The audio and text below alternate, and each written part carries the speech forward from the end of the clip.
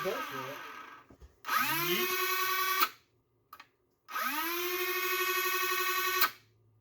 Nope. That's not good. Oh, this is a 2S battery. Pretty sure those are 3S motors. Yeah. Yeah. Let me grab that 3S. Get the big one. Sorry, Ross. It's also, well, I don't know if it's a high crush. This is an FVJ, you tool. I just grabbed the first dart that I could find, my guy.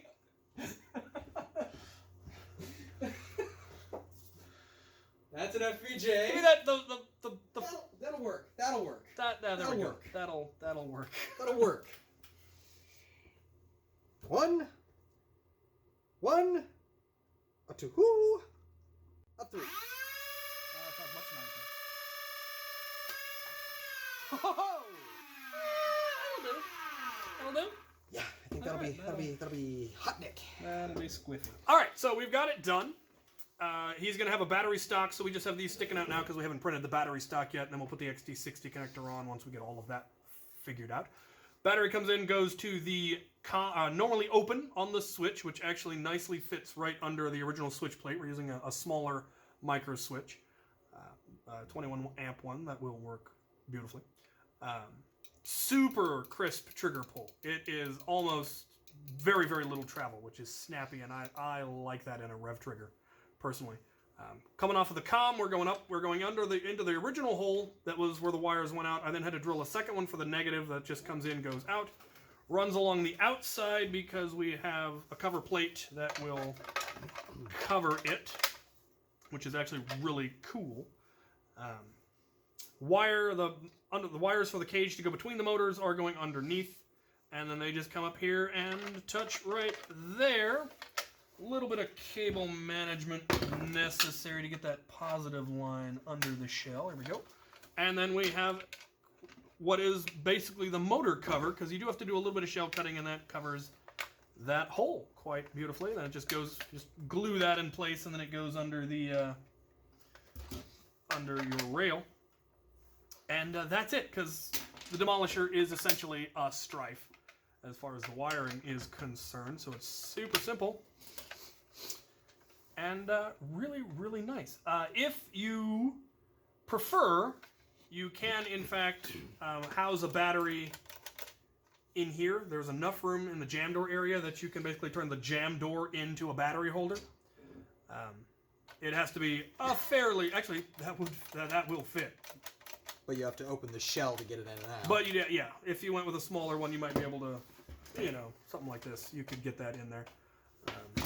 There is also room kind of up in this area. Some people I've seen put it up here. There is actually an extended battery door, but it's squiffy. Yeah. I like the battery stock idea. It's a much better idea in my mind. And then just having a rocket holder on a side rail rocket holder if you wanted more rockets. Yeah. So there it is. That is the wiring on this. We're going to get this buttoned up. And we might put a few darts through it just for fun. Yes.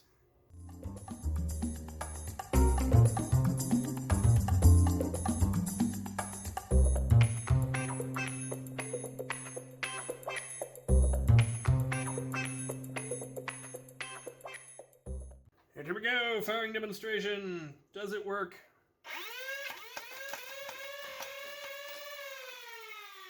And do. I really like that. Not gently either. Oh, jeez. I'm wondering if that pusher is getting caught on something and we're not actually getting a full push. Yeah. Mm-hmm. We're a half inch short on the draw. Okay. Pop it open. Yep. I believe it's got a wire or something that's rubbing it, blocking it.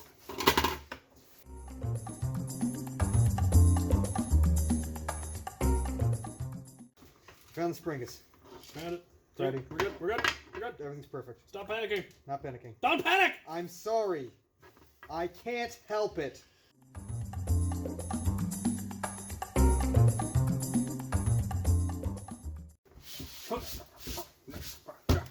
Alright. Aha! We figured out what was wrong. Because we made this trigger pull so short, you couldn't actually get a full trigger pull because it's designed to actually force the rev trigger back when you pull it. So we had to do a little bit more dremeling. It was also then hitting the big back wires that we had in the back, which is what I originally thought it was, and it was in fact both. Now we can actually get the full trigger pull, and we put that trigger spring in, and now it's snappy. You gotta mean it when you pull the trigger. Yep. I like that. Yep. So that's really, really light, but the main trigger, you gotta know what you're doing. And then, like I said, this is still hanging out here because we don't know how long it needs to be for the battery stock, which is, like I said, like a 3.5 day print altogether. Woo! So I will get that started when I get more filament. And yeah, that's gonna be nice. I agree. It's gonna be fun. That's gonna be real nice. Now the question is, you have a whole battery tray here. Uh huh. What do you want to do with it? That's something to think about, isn't it? You could have lights. You could have like a flashlight that powered off of that. You could have UV LEDs built onto the inside. I'm considering... It would actually be real easy to just mount the LEDs into the battery tray. Yeah. And just have them shine right into the magwell. That would be really easy to do the glow-in-the-dark dart shot that way. Mm-hmm. I would think doing just regular batteries in here and then doing an LED set on the inside. Mm-hmm. Just give it some inner lighting and just make it a little scary. You know, you can run most LEDs off of 2 AA's, and this has 4, so you could split it and have 2 that run UV LEDs and 2 that run decorative LEDs. Ooh, and because there's all this space. So much, space. Plus, all of this shell has a lot of gap because this is a really wide blaster. It is. There's a lot of room in there. You can do a lot of neat stuff with it. So yeah, there you have it. The rewiring for the Demolisher. Hope this was helpful to some of you. Thank you for watching. Get it, run!